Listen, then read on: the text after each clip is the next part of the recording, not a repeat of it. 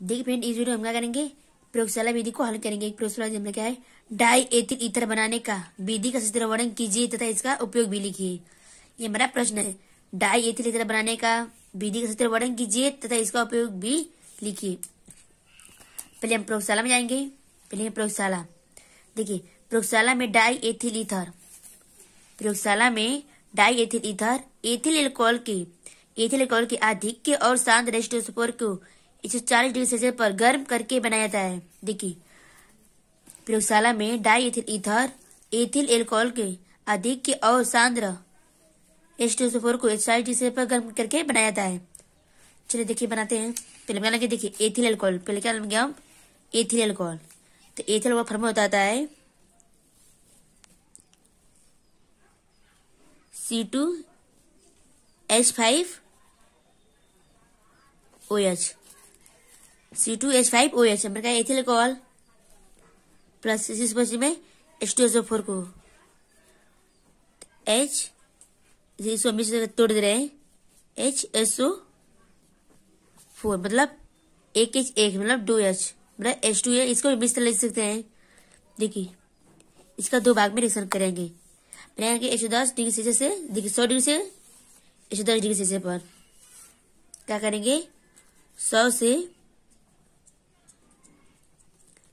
110 degree Celsius पर इसे गर्म करके, ठीक है। पहले क्या लेंगे, C2H5, इसमें लेंगे C2H5 को, फिर HSO4 को, इन दोनों को एक साथ लेंगे।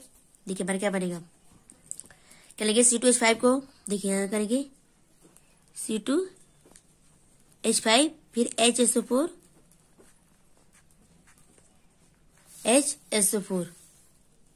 और फिर देखिए प्लस हमारा क्या बचेगा, देखिए प्लस एक H 2HO मतलब H2O, क्या बोला, जल H2O।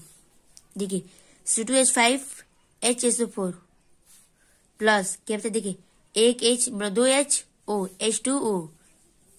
देखिए अब क्या करेंगे, इसको एथिल सल्फेट, देखिए अब क्या करेंगे, एथिल सल्फेट को क्या करेंगे, इसको क्या करेंगे, अब इसे कराएंगे। देखिए क्या करेंगे, एथिल हाइड्रोजन सल्फेट को अब रिएक्शन कराएंगे। देखिए हमारा क्या बनेगा, अब इसको ले करेंगे C2H5 HSO4 को, तो लेंगे C2H5 HSO4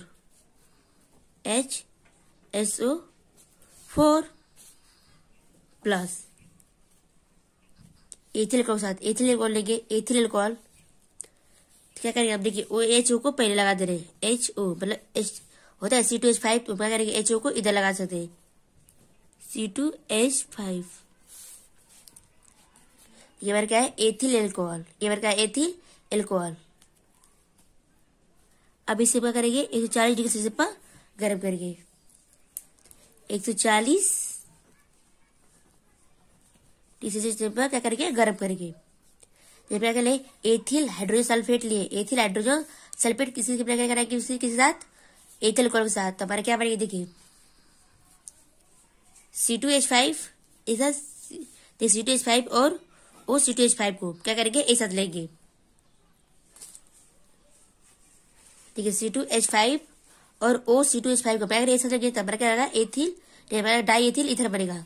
तो ले रहे हैं, देखिए इधर जगह नहीं, इधर हम ले रहे हैं, क्या बनेगा, C2H5O C2H5 क्या बना, डाई एथिल ईथर, ये क्या बन गया, डाई एथिल ईथर।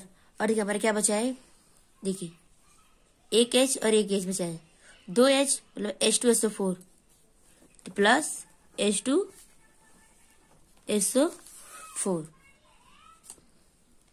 ये मेरा क्या है, डाई एथिल ईथर, ठीक है हाइड्रोजन सल्फेट। देखिए क्या था, प्रयोगशाला में die ethyl ether ethyl alcohol को अधिक और 7 H2O को 140 डिग्री पर गर्म करके क्या बनाया जाता है, ethyl alcohol, die ethyl ether. देखिए एथिल एल्कोहल को जब गर्म किया है तो क्या बनाना है, डाई एथिल ईथर। ये मेरा क्या है, C2H5O C2H5, ये मेरा क्या है, डाई एथिल ईथर, इसे लिख दे रहे हैं।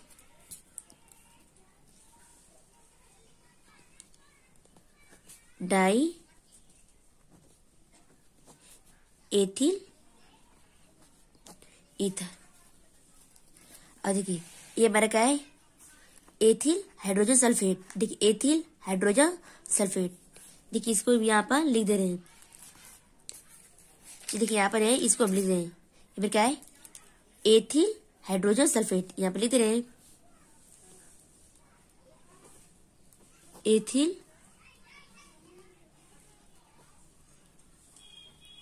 Hydrogen sulphate. देखिए मेरे क्या है, एथिल हाइड्रोजन सल्फेट। और आप जानते हैं ये क्या है हमारा, एथिल एल्कोहल C2H5OH, मतलब C2H5, इसको हम इधर करते हैं कैसे कि हम रिएक्शन करने में आसानी हुई है। तो हमारे क्या है, C2H5OH मतलब एथिल एल्कोहल।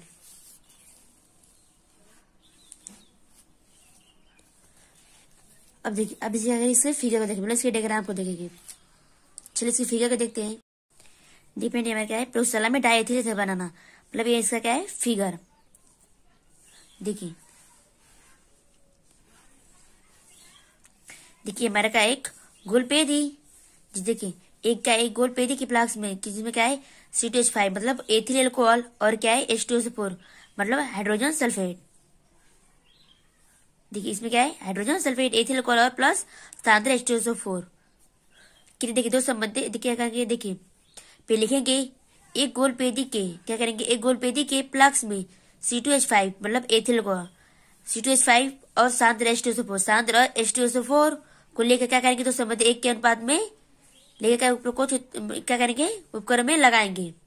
क्या देखिए उपकरण में क्या करेंगे हम लगाएंगे और फिर क्या करेंगे, देखिए देखिए इसमें क्या है बालूष्मक, ये हमारा क्या है बालूष्मक। देखिए हमारा क्या है बालूष्मक। देखिए इसको क्या करेंगे 140 से 150 डिग्री से गर्म करते हैं।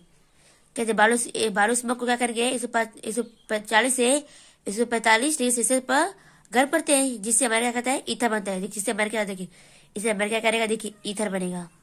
ये हमारा क्या ईथर और ये हमारा क्या है ग्राही। देखिए ग्राही में क्या होता है पात्र में एकत्र हो जाते हैं। जो बर्फ की ग्राही होते हैं उसमें क्या होता है ईथर के बर्फ में ग्राही में वो एकत्र हो जाते हैं। देखिए हमारा ग्राही है और ये हमारा क्या है देखिए ईथर और ये हमारा क्या है देखिए ये हमारा जो है बर्फ और ये क्या हमारा ग्राही और एडाप्टर और ये हमारा का संघनित्र और ये हमारा का जल और देखिए यहाँ पर हमारा है ठंडा जल। ये हमारा का है थर्मामीटर और ये हमारा का एथिल एल्कोहल। इसमें क्या है एथिल एल्कोहल मिलाया जाता है, जिसमें से एथिल एल्कोहल मिलाया जाएगा देखिए आसमान प्लस के तो हमारा क्या एथिल एल्कोहल प्लस स्थानांतर H2SO4।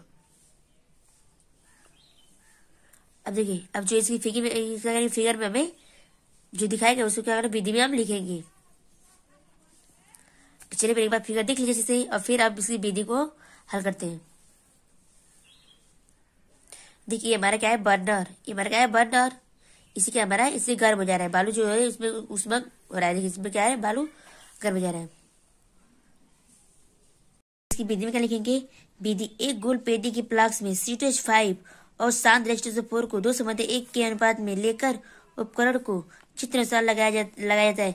बालू उष्मक पर 140 से 150 डिग्री तक गर्म करते हैं, जिससे ईथर बर्फ के ग्राही पात्र में एकत्र होने लगता है।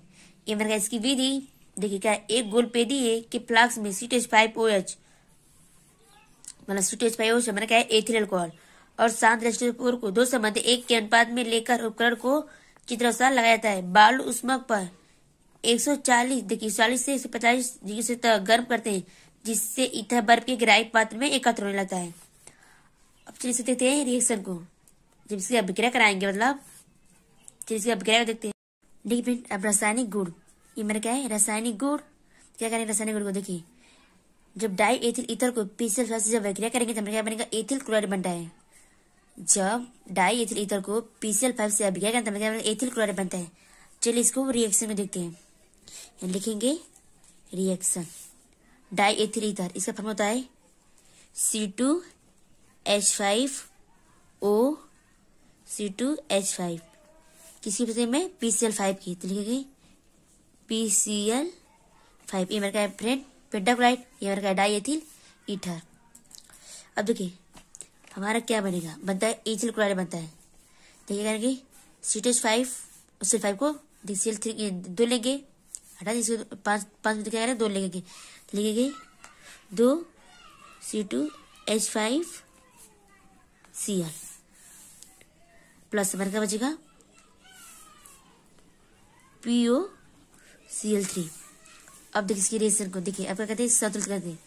देखिए कार्बन 2 2 4 2 2 दूसरा के 4, हाइड्रोजन 5 5 10 5 दूसरा के 10।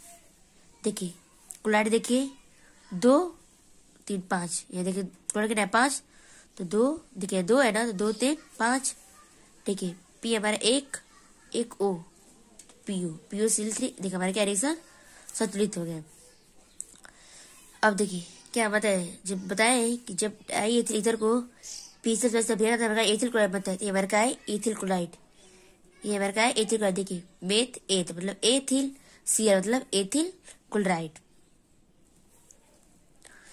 अब देखिए दूसरा देखते हैं क्या करेंगे, H2 से बिक्रिया। जब डाई एथिल ईथर को H2 से बिक्रिया करने क्या बनेगा एथिल एल्कोहल बनता है। जब डाई एथिल ईथर को H2O से बिक्रिया मतलब जल से बिक्रिया करने क्या बनेगा एथिल एल्कोहल बनता है। चलिए इसकी रिएक्शन को देखते हैं। पहले लिखेंगे C2H5 मतलब डाई एथिल ईथर, तो C2H5O C2H5 इसको लिखेंगे क्या होता है C2H5O C2H5, ये मेरा क्या है डाई एथिल ईथर प्लस किसकी स्थिति में H2O मतलब जल, तो मेरा क्या बनता है एथिल एल्कोहल बनता है। क्या बनता है एथिल एल्कोहल। इसका फॉर्मूला आता है एथिल एल्कोहल का 2C2H5OH, क्या हमारा ethyl alcohol. Meth eth OH मतलब आल, एथिल एल्कोहल। आलू पढ़े एपीसी नाम मेथ एथ 2 कार्बन के लिए क्या बताते हैं मेथ एथ OH मतलब आल, क्या होगा एथिल एल्कोहल। OH क्या होता है आल मतलब एथिल एल्कोहल। देखिए अब देखते हैं, देखिए कार्बन 2 2 4 2 दूना के 4, हाइड्रोजन 5 हाइड्रोजन 5 5 10 5 दूना के 10। देखिए हमारा एक H बचा है H, एक H O O, एक बार O कितना है 2, तो O यहाँ क्या है 2, या हाइड्रोजन कितना है देखिए 2 था, 2 में उससे क्या है गुणा कर दिए, तो हमारा क्या आएगा 2 हाइड्रोजन भी हो गया और 2 O भी हो गया और C2H5 भी 2, तो क्या हमारा सब 2 में गुणा करें तो हमारा क्या है रिएक्शन संतुलित हो गया। अब क्या करें इसके, चलिए अब इसकी उपयोग देखते हैं। इसका उपयोग डाई एथिल ईथर का उपयोग, पहला ग्रिग्नाट अभिक्रियाओं में विलायक के रूप में, दूसरा तेल और वसा के विलायक के रूप में, तीसरा निश्चेतस के रूप में, चौथा प्रश्न परिशोधन उत्पन्न करने में। ठीक है, डाई एथिल ईथर का प्रयोग कहाँ किया जाता है ग्रिग्नाट अभिक्रियाओं में विलायक के रूप में, दूसरा है तेल और वसा के विलायक के रूप में, तीसरा निश्चेतस के रूप में, चौथा परिशोधन उत्पन्न करने में। इसका उपयोग देखिए इस वीडियो में क्या करें, डाई एथिल ईथर बनाने का विधि का सचित्र चित्र भी बनाए और प्रयोगशाला विधि भी देखे और इसकी विधि को लिखे और रासायनिक गुण और इसका उपयोग